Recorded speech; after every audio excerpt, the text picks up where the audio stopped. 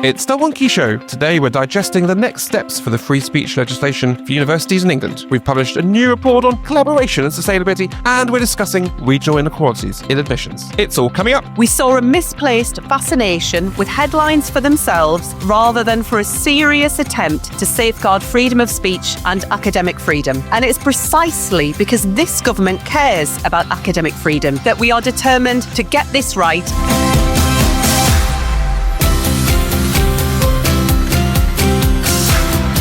Welcome back to the Wonkhe Show, your weekly way into this week's higher education news, policy and analysis. I'm your host, Mark Leach, and joining me to ring the bell for a week in HE policy, we have three fantastic guests as always. In Lichfield, it's Richard Sykes, partner at Mills & Reeve. Richard, your highlight of the week, please. A highlight of the week was a trip to Naples, which was a 21st birthday present to my son, and we enjoyed ourselves in that lovely, sophisticated city and went to see Napoli play at Hellas Verona. Great stadium. Diego Maradona. In Nottingham, it's Paul Greatrix, HE expert, and until recently Registrar at the University of Nottingham. Paul, your highlight of the week, please. My highlight of the week, Mark, has been sitting around reading and thinking about life and the future, which I haven't been able to do for a very long time, so it's been a real joy to do that. And in North London is Deborah McVitty, editor of Wonkhe. Deborah, your highlight of the week. I'm going to go for a highlight from, it's a little bit out of date because it's really last week, but I had the pleasure of visiting some good friends at the University of Chester, and I got a lovely tour of the campus and a really great discussion about all the things that the university is thinking about doing in the future. And it was very heartwarming to know that even in times when there's not a lot of money sloshing around, universities are still kind of cracking on and trying to do their best. Now, we start the week, as we have many times before, with free speech. Debbie, walk us through what's going on. Yep. So one of the government's earliest actions in HE policy world when it came into power last July was to suspend the implementation of the Higher Education Freedom of Speech Act. And it was very clear at the time that this was not about saying we're going to repeal the Act entirely. It was saying we're going to look at it, we're going to listen to the concerns that some people have expressed around whether this is going to create kind of greater tensions on campus, whether implications for some of what universities are doing overseas and all the rest of it. And we're going to see how we want to proceed. So yesterday, Bridget Phillips and the Secretary of State made an announcement in Parliament about what the plan will be going forward. So universities will still be required to promote free speech. The Office for Students will retain a Director for Free Speech and Academic Freedom, and it will hear complaints from academics and external speakers about any perceived breach of free speech or academic freedom. So universities will still, there will still be a condition of registration around this that universities will have to comply with. However, what will be removed is a statutory tort. Now that means that people who think that their free speech has been compromised will have to pursue their complaint through the OFS. They won't get an automatic right to sue universities in the courts. And also, quite importantly, students' unions will no longer be subject to direct regulation from the Office for Students. And student complaints around free speech will go to the Office of the Independent Adjudicator, which is where all the other student complaints go, which is arguably really where they should have been sent all along. And of course, it's worth saying that the timing of this announcement, mere days before the courts heard a legal challenge to government from the Free Speech Union, is of course entirely coincidental. Thank you, Madam Deputy Speaker. What we inherited from the last government was not a genuine attempt to solve a genuine problem. It was a mess, designed to put party ahead of country. We saw a misplaced fascination with headlines for themselves rather than for a serious attempt to safeguard freedom of speech and academic freedom. And it's precisely because this government cares about academic freedom and freedom of speech that we are determined to get this right, unlike the party opposite. We are not content to leave it to Vice-Chancellors who have done too little for too long. Universities must be places of robust discussion where students' views are challenged, where academic freedom is central. Right, so lots here. Paul, you've been banging a drum about the kind of regulatory burden aspects of this for the last couple of years. Do you think it's the legislation's been modified to a point that the sector can live with? I think it has, yeah. I mean, whilst, in broad terms, I would still argue that it is actually unnecessary legislation. It is nevertheless legislation that does exist. And to bin it all together, I think would probably have caused more challenges for government than they actually want, especially, as Debbie said, with the court hearing from the Free Speech Union on the way. So I think it's been modified in a way that means that the sector can actually live with it. And of course, what universities and colleges have been doing is adapting their existing approach to free speech, which has a long legislative pedigree anyway, to come to terms with the anticipated new realities. And therefore, people are in fact already geared up to implement all of this, I think, in terms of a complaints procedure, a code of practice, and dealing with the promotion of free speech, not just the protection of it. So I think it can be managed without too much difficulty. It does, though, nevertheless entail an increase in the regulatory burden. It means that the Office for Students will have to continue to grow its regulatory infrastructure to deal with this. And I think that at a time when we're facing lots of other financial challenges, it really isn't that welcome. But I can understand why the government have gone down this road. Richard, I'm fascinated to get your take on this because, I mean, on one hand, this means less work for the lawyers, doesn't it? Because the removal of the statutory tort. But I'm fascinated to know whether you think this is a good thing or a bad thing in terms of how it's ended up. Well, I'm with Paul on with the underlying idea that there was an act in 1986 that did much the same as this had done in terms of protecting free speech. What it didn't do was, of course, have a complaints process, which is what this act brought into place. I think it'll be interesting to see how the regulatory advice from the OFS will change, because I think we need to see that kind of detail in order to understand exactly what's going on, because the language of the legislation is unlikely to change in respect of those parts which are coming into force, while the complaints scheme itself, the Secretary of State is proposing to amend the provisions around that, which will require parliamentary time because it's in primary legislation.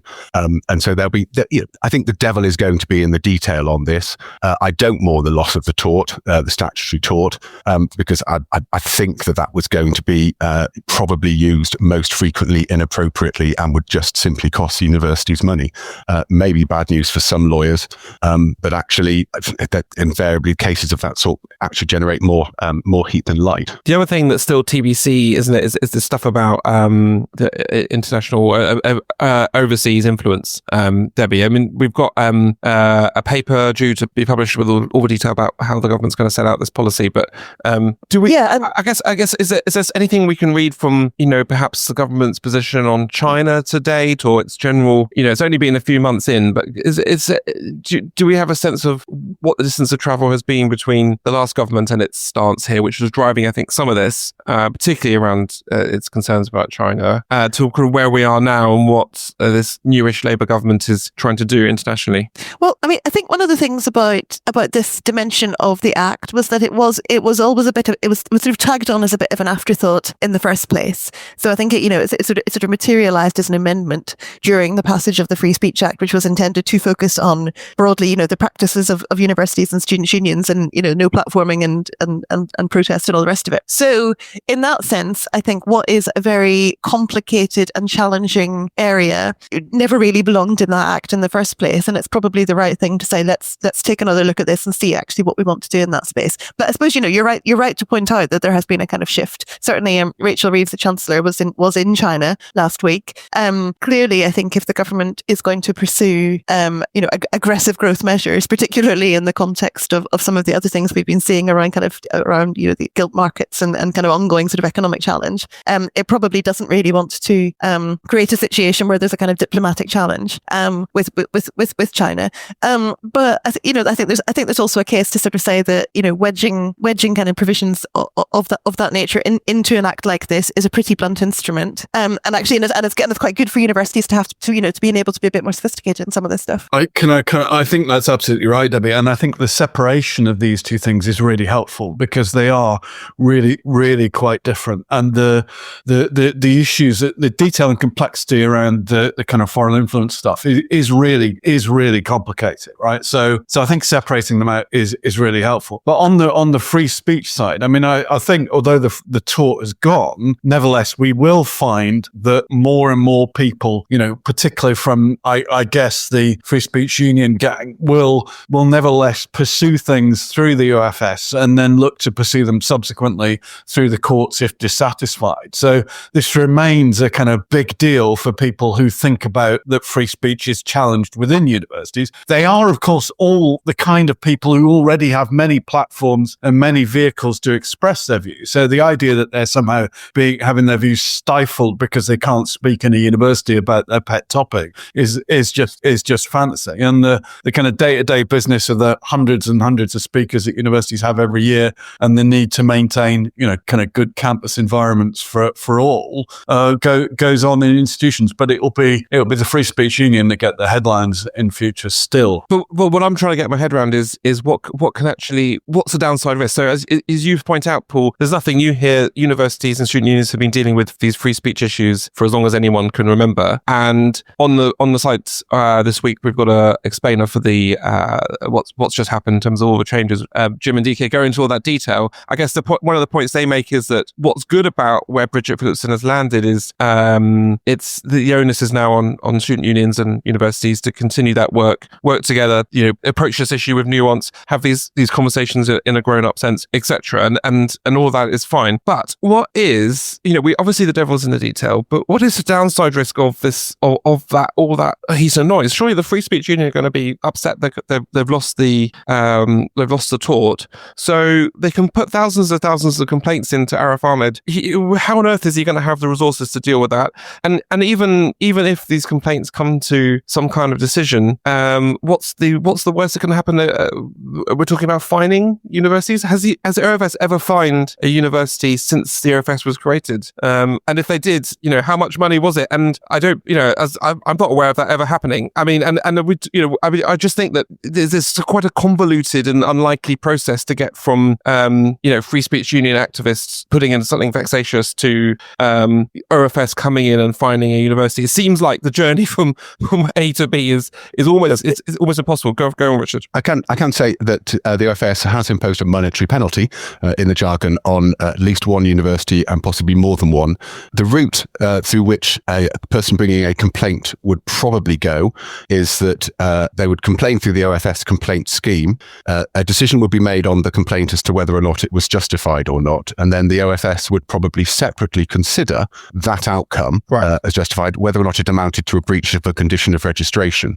And if they decided it was a breach of condition of registration, they would then be able to impose a monetary penalty or some other sanction on the higher education provider concerned. That is a bit of speculation and guesswork, I'll grant you, but it's a long route, but that is a route through which a penalty is imposed on the institution. It is not compensation to the complainant, although I think I recall that the original scheme did include an ability to impose some sort of compensation to the complainant and indeed costs against the institution if they were found, if the complaint was found partly to be justified or wholly justified. I'll eat my hat if it happens once in the next 5 years, because I'll go on, Toby. Well, I mean, actually, but one of the things, of course, Richard, is that if, as has already happened in other kind of contexts, it is perfectly possible then for an institution to say, well, we are going to challenge the decision of the OFS on this and take that to the courts, right? Yeah, absolutely. And indeed, So the thing could run on for we see years. that. There'll be no meaningful difference between a complaint considered by the OFS and a complaint considered by the OIA. They'll be both be subject to judicial review if there is something wrong with them. I did want to just go back also, if I may, to the 2 points that were just being mentioned before. First of all, one of the things was around the origin of the need for this, which was a focus on the actions of the student union and their no platforming. Of course, the Secretary of State's now seeking repeal of the duties on students' unions on the basis they were probably too complex for them to be required to comply with these sets of duties, albeit that they should protect freedom of speech. It'll be interesting to see how that operates in practice, because I'm not altogether certain it's widely understood that student unions are invariably wholly separate to the institution to which they attach themselves. And the other point was around the funding, the implementation of overseas funding monitoring measures. There's already some law in place that does similar things to that. The foreign influence registration scheme, which doesn't have a university or academic exemption, and in relation to which the relevant government department is working with HE institutions to develop the code of practice and the guidance in connection with that. So in some ways, that part of the Freedom of Speech Act, Higher Education Freedom of Speech Act, wasn't really needed. I mean, I think it's it's good news that SUs have been taken out of it. But as you mentioned earlier, students' unions and universities will continue to have to collaborate together. It just means that they can't be divided up legally, which I think is just really helpful.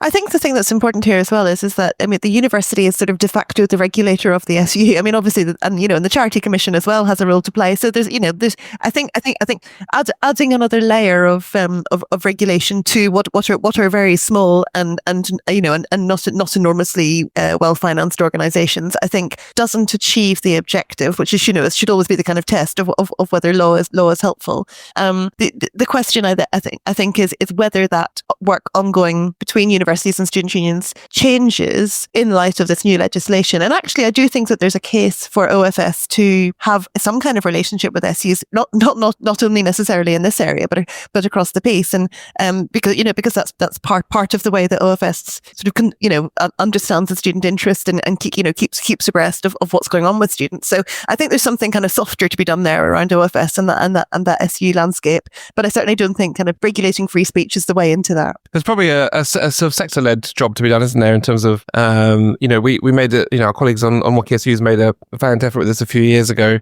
with the free speech code for SUs to sign up to. There's some really interesting stuff in there about how universities and SUs should work together. There could be a sector-led effort to respond to this, because I think that it would be, a lot of this is well within the gifts of SUs and universities to, head off in terms of we know exactly the sorts of complaints that are going to come and exactly the sorts of people that are going to be trying to use and manipulate the system for the reasons we've talked about. So there's got to be a kind of grown-up way of approaching this, and that's consistent across the sector, hasn't there? Because it's just the people who want to utilize this want to create the flashpoints, and they're doing it for they're doing it for media attention, the pages of the Times, etc., etc., etc. And a lot of that feels like we can see it off before it gets there, right? But I'm not certain we can see it off. I mean, getting the procedures right, having the right code of practice, the right internal complaints arrangements, the good relationship between the union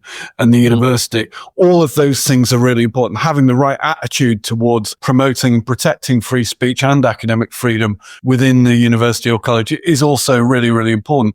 But you can do all of those things, and universities UK and the US, I'm sure, will work together to provide, kind of better material for everyone in that regard. But it will not stop the kind of person who was the kind of person who wanted the talk pursuing things till the end of time, try and, get their day in court or their column inches in the Telegraph. So I just don't think, we just got to live with that and try and minimize the likelihood of it happening, but accept that that's part of the landscape now, and try not to worry about it too much, because it doesn't actually matter. All right, let's see who's been blogging for us this week.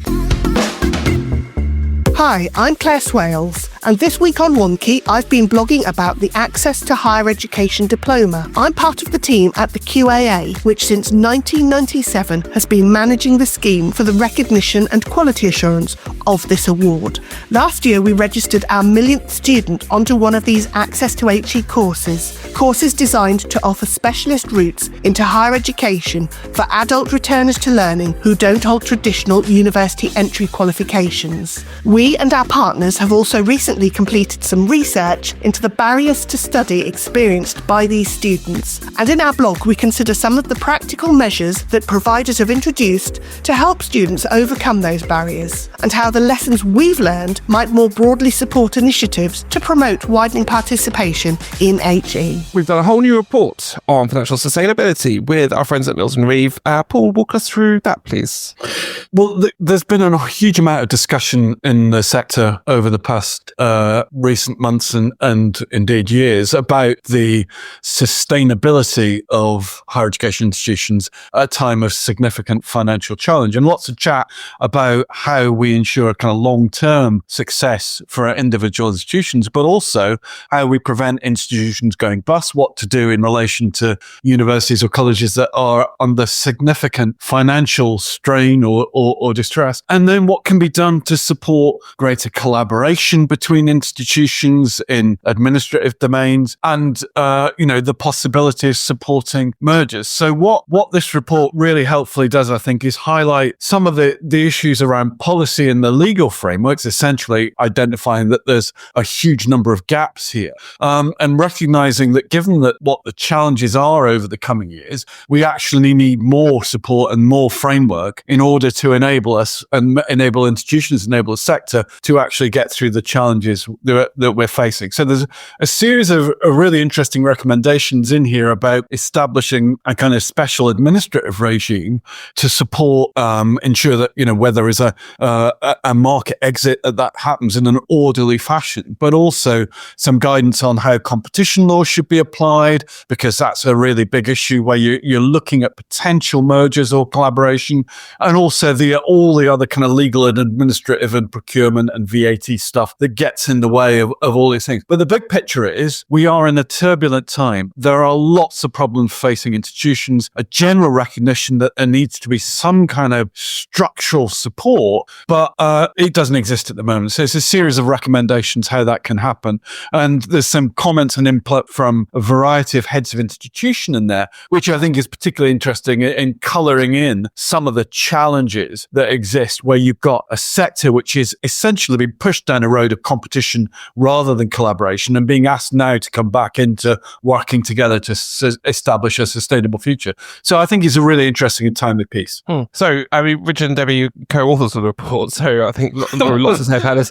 But I guess where to start, I think this question about collaboration is fascinating, isn't it? Because often a lot of people see that as a sort of code for mergers, but it's not necessarily what you were driving at in this report. And obviously lots of downsides to that approach, aren't there? No, well, I think the kind of starting point, the question was, and okay, what the question we went in with and what actually emerged actually ended up being rather different. So I'll sort of try and disentangle that. I think the sort of starting point was, if you've got an institution that is really struggling, what can reasonably be asked of institutions around it, either geographically or kind of contiguous in other ways? What are the incentives? What are the enablers for institutions to be supportive in that situation? So that might mean, in some cases, taking on kind of displaced students. It might mean working with that institution to set up some kind of collaborative arrangements or whatever, or indeed it might mean kind of acquisition and merging with that institution. And we wanted to try and understand what would be the kind of upsides, what would be the downsides, what would be the barriers, what support might be needed to enable one institution to support another. But coming out of that, and it was very, very clear that there's a real kind of, the expectation is just, that if you're an institution that's struggling, you're sort of on your own at the minute. There's not a kind of expectation. But I think one of the things that we probably do see is that behind the scenes, policymakers are sort of reaching out to other institutions and saying, what can you do here? Can you take on this institution? And there's a whole kind of basket of things around financial distress and the management of financial distress and the enablement of institutions to kind of connect around that, up to and including full merger if that's appropriate. Although there's lots of challenges with merger when you're talking, in a context of financial distress. But in the conversations that we had with heads of institution and with sector representatives and with boards of governors and including actually, with a lender to the sector as well, kind of trying to understand that perspective, there was this really underpinning sense that saying financial sustainability is the thing that we're dealing with right now, but what would it look like if we were just more enabled to collaborate strategically, for the long term? What are all the opportunities that arise from that? And actually, how much more of a positive agenda could it be if it wasn't kind of framed in the sense of being like, oh, we're all struggling and we're all on our knees and we need to be efficient and we need to share services or whatever it is, and was much more about thinking, how could we realize more benefit? How could we realize more impact for our region, for students and so on, if we were able to do more of this collaborative kind of activity? And I think the kind of key thing here is about what's the role of government in creating a framework in which universities are protected from, so at the minute there's I think it was a really, really salient point made by one of the chairs of governors that we spoke to, that said there seems to be this expectation that we're supposed to be talking to each other about collaboration opportunities, but at the minute we're prevented by competition law from doing that. So what government needs to kind of, and the regulator needs to sort of step up and say, it is okay to have these conversations. Here's how we will facilitate that, and we will actively solicit advice from, for example, the Competition and Market Authority about what the limits of that are. That what's in the interest of the student as consumer and what is not in the interest of the student as consumer for these conversations to happen. There just needs to be more and being able to kind of start some of these discussions now before the government launches its HE reform agenda could actually just open up a larger sense of what those possibilities might be that could then feed into that agenda and enable the government to sort of say, well, this is what we think that the future looks like. There's a lot of sense of kind of saying, well, until the government tells us what it thinks the future is for higher education, then it's going to be very hard to do anything at all. But I think there's a case, and we're basically in this report, we're saying, well, actually, we could act now on some of these legal and regulatory challenges so that future can be more kind of readily mapped out, earlier than just waiting for government to kind of announce it. Just on, I think that part of the challenge for me is that this, what the report really helpfully sets out is very much a kind of longer term view of the way these things should be approached on a sector basis. But none of us, no one is really taking that long term view at the moment because the challenges are so immediate.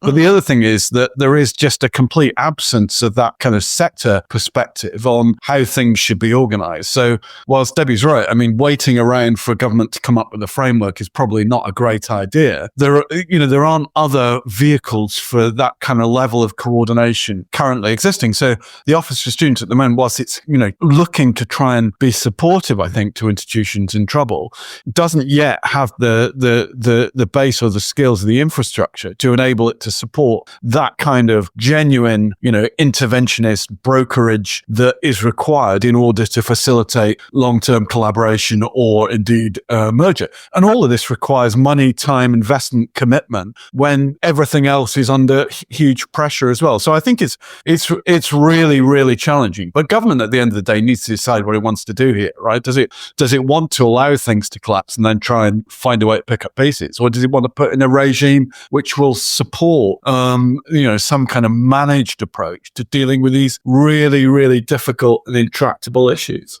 And Richard, to what extent do you feel? Sorry, start that again. Richard, to what extent do you feel like there's the regulatory framework right now can enable any of that? So obviously OFS is recommitted to dealing with financial sustainability, but should there be more from a regulator's point of view as well as the government?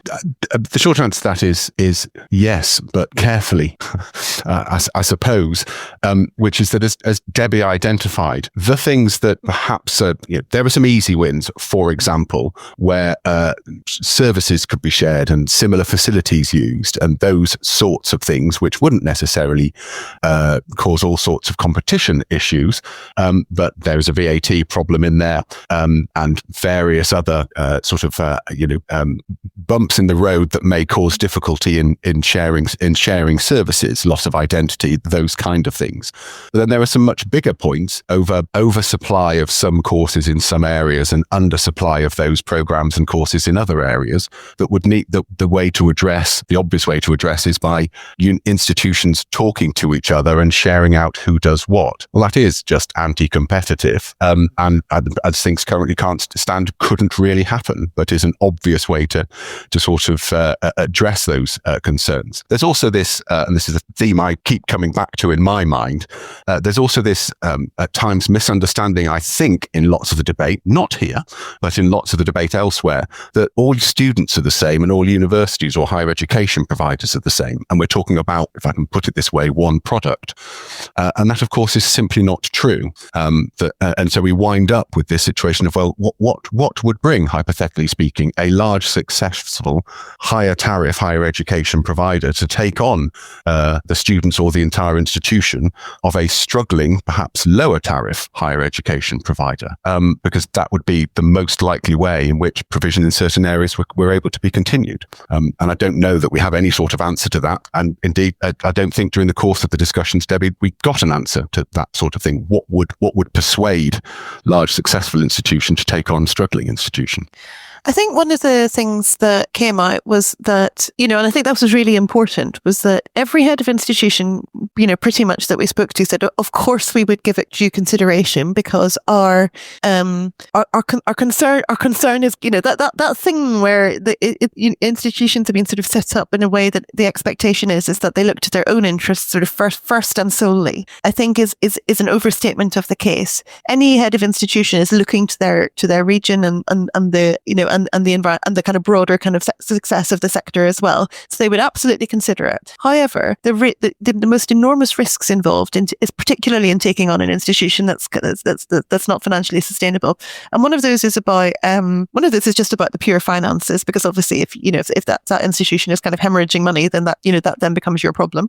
One of those is about just that kind of broad metrics, the regulatory environment, and that kind of sense that there would need to be kind of a protected space to say, we need to be given the opportunity to to sort of regularize, to create this new entity that would be formed out of the merger of two institutions, or the kind of acquisition of a bit of another institution, and get back on a firm path. And we need the regulator to understand that, and then there needs to be a degree of trust then with the regulator to be able to create that space. And I think in a lot of cases there's that sense that they're saying, well, if we might do it if we were bunged enough cash to kind of cover our costs, but also do not underestimate the sheer administrative burden of just kind of that process. And where there have been mergers recently in the sector, it's been very clear that there's not really a playbook. The legal kind of implications of the transfer of all the kind of liabilities and claims and accreditations and all the rest of it from one institution to another. There isn't really a kind of legal process for that. And nobody's saying that there's too many universities in this country and everybody should merge and this is the answer to everyone's problems. I think there may be a school of thought in there, but it's certainly not kind of in this report. It's saying that where a university is able to either kind of reach out and support another university in that way, or whether there is actually a strategic case for merger, then it would be helpful to kind of remove barriers to that process so that it then became possible. I do agree with that. I do think that the scale of activity and investment and time and energy are generally underestimated. I mean, the mergers that have happened in the sector, whether from a view of positive enhancement or out of distress or acquisition for strategic reasons, have happened over years, and they've taken huge amounts of time and effort on all parts to get them over the line, and huge efforts and cost. And these kind of things just can't happen overnight, and they do require investment. But they also mean that any institution involved in that will have its eye taken off all its other priorities as well. So it's a really significant strategic shift for anyone as well, particularly when they're facing other challenges. The other thing just to mention, I think, is that yes, I agree that taking away the obstacles in terms particularly of kind of collaboration, shared services is helpful. But the legacy of attempts to deal with sharing of services in the FE sector and in other public services is not a happy one, right? The promises of a huge efficiencies and savings just rarely, if ever, materialize, and they require huge amounts of investment, and they require really the platform to be burning quite badly before people will even contemplate it. So that isn't a nirvana. Yeah, I think this is real tension between, are we doing, what are we doing this for? And I think, that kind of sense, particularly if all your focus is on kind of cost management, shall we say, if not necessarily cost savings, then so we're saying let's embark on this kind of, grandiose scheme to, create a new, whatever it is for the, X in our region, and we're going to work with all the universities and all the rest of it. Just feels like a very much a kind of, this is not a priority for our institution right now. And then of course when things feel stable and there's money around, then actually that it still doesn't really feel like a priority because there's no burning platform to kind of drive it. I think it's that kind of, and that's where I think you probably do need. I mean, one of the other things as well, of course, is that came out of some of our conversations was there's a bit of skepticism, I think, from boards that that universities have the sort of skills to do this stuff, because if you've never had to do it and it's not been a priority for your institution, then why would executive teams have that skill set? And therefore the hurdles are even greater. So it does feel like it's. I think the kind of point here as well is so given that all of those things are true, if it is something that there actually is real benefit to be realised from, which I think there probably is, but it's got to be kind of done quite carefully, as Richard says, then government and or the regulator and or kind of external actors actually have to really facilitate that and create the space for those benefits to be kind of thought through and developed and become kind of more meaningful strategic drivers than that sort of immediate sense of, well, either we're cost saving or we don't need to do this.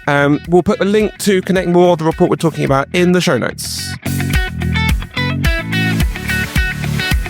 Hello, it's Jim from the team here with news of our exciting student experience event in March. UKHE has a great reputation, but as the resource envelope tightens, it's not clear that what's been sold to students as a higher education experience can compensate for high costs, overcrowded facilities, and stressed out academic and support staff. The result? Widespread health and well-being issues, stubborn awarding gaps, and the erosion of opportunity as demand for higher education begins to slip. Some say the future lies in a great unbundling, but in truth, reports of the death of the full-time 3-year degree have probably been greatly exaggerated. So with a new government, a renewed commitment to access and student success, and a regional regeneration agenda, there's an opportunity to build a different vision for a full-time student experience that acknowledges that students are citizens too.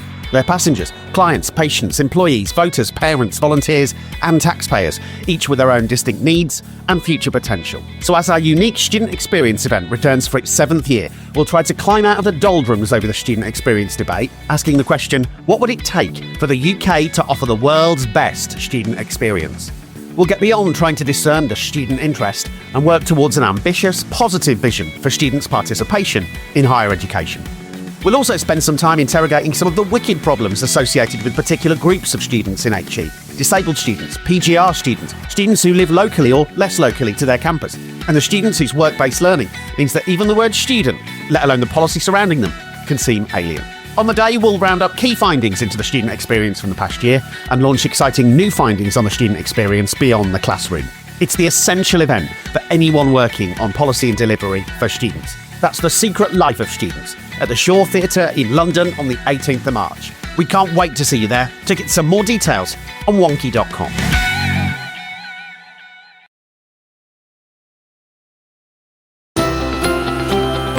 Now, Neon's been looking at regional inequality in university admissions. Richard, talk us through that, please. Thank you. Yes, indeed. Well, I didn't know what NEON was, so I needed to, dad joke alert, shine some light on it.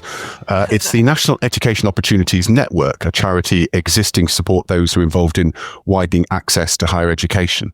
And what they've done is undertaken some analysis of data from the DFE, HESA and other sources into the progression of state school students who are in receipt of free school meals compared to state school students who are not in receipt of free school meals. And they've looked at those entering higher education in 2021-22 and those entering in 2022-23.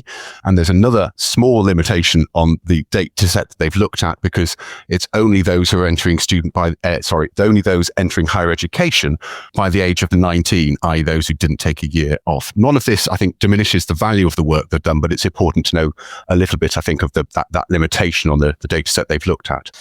Anyhow, the starting point of what NEON have found is that nationally, in the 2 years they've looked at, about 49% of state school students who don't receive free school meals entered higher education, while that figure was about 29% for those who do receive free school meals. And that's a gap of roughly 20 percentage points higher than the gap of roughly 17 percentage points 10 years earlier. And they're saying that stagnation in terms of progress in the rate of higher education participation in some state school meals.